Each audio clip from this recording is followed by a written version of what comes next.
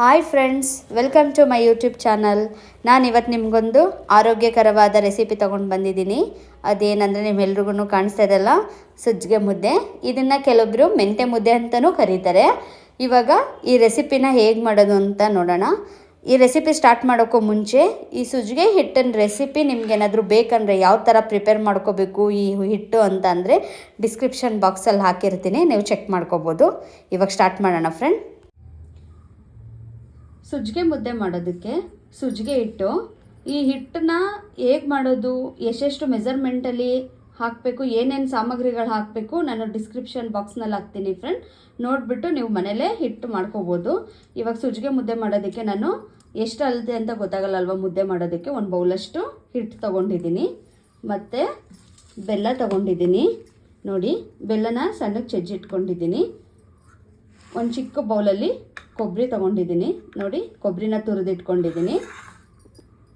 ತುಪ್ಪ ತೊಗೊಂಡಿದ್ದೀನಿ.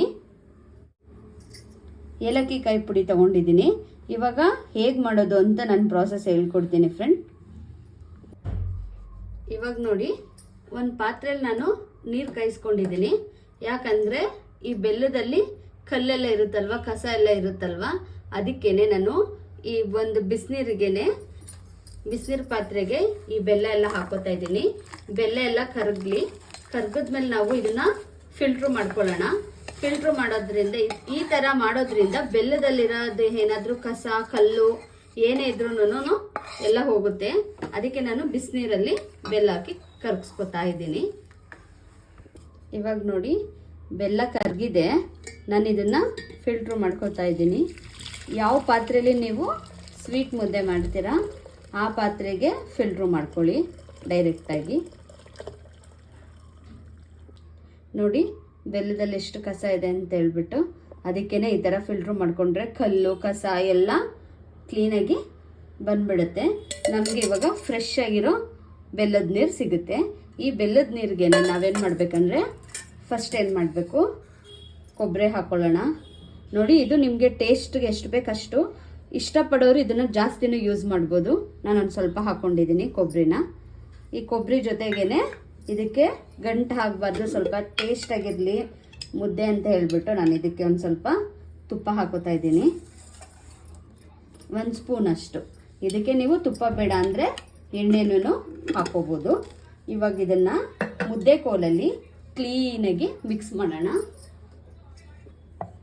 ಇವಾಗ ನೋಡಿ, ಕ್ಲೀನಾಗಿ ಈಗ ಒಂದ್ಸಲ ಇಲ್ಲೇ ಮಿಕ್ಸ್ ಮಾಡ್ಕೋತಾ ಇದ್ದೀನಿ. ಈಗ ಮಿಕ್ಸ್ ಮಾಡ್ಕೊಂಡ್ಮೇಲೆ ಇದನ್ನು ಚೆನ್ನಾಗಿ ಕುದಿಯೋಕೆ ಇಡೋಣ ಸ್ಟವ್ ಮೇಲೆ.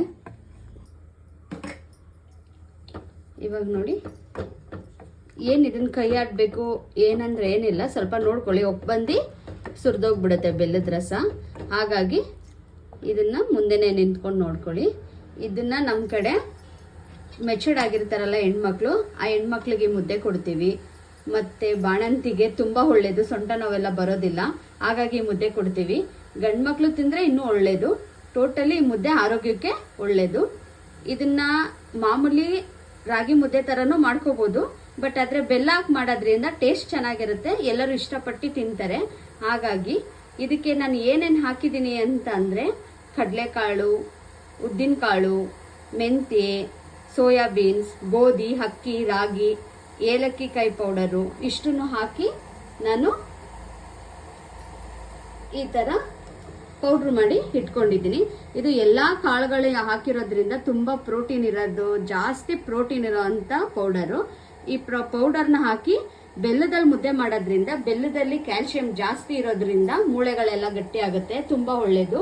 ಹಾಗಾಗಿ ಇದನ್ನು ಮಾಡ್ಕೊಳ್ತೀನಿ. ನಿಮ್ಮ ಮನೇಲಿ ಹೆಣ್ಮಕ್ಳು, ಗಂಡು ಮಕ್ಕಳು, ದೊಡ್ಡವರು, ಏಜ್ ಆದವರು ಯಾರಿಗಾದ್ರೂ ಕೊಡ್ಬೋದು. ಇದು ಶುಗರ್ ಇರೋರು ತಿನ್ಬೋದು, ಏನಿಲ್ಲ.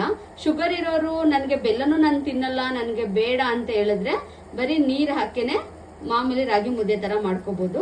ಬೆಲ್ಲ ಹಾಕಿ ಮಾಡೋದ್ರಿಂದ ಟೇಸ್ಟ್ ಚೆನ್ನಾಗಿರುತ್ತೆ. ಇದಕ್ಕೆ ನಾವು ಕೊಬ್ಬರಿ ಹಾಕ್ತಿದ್ದೀವಲ್ವ, ಕೊಬ್ಬರಿನೂ ಆರೋಗ್ಯಕ್ಕೆ ಒಳ್ಳೆಯದು. ಹಾಗಾಗಿ ನಾನು ಹಾಕಿರೋದೆಲ್ಲ ಹಾಕಿ ಮುದ್ದೆ ಮಾಡ್ಕೊಳ್ಳಿ. ಇವಾಗ ನೋಡಿ, ಬೆಲ್ಲದ ನೀರು ಕುದಿ ಬಂದಿದೆ. ಇವಾಗ ಇದಕ್ಕೆ ಏಲಕ್ಕಿ ಪುಡಿ ಹಾಕೋಣ.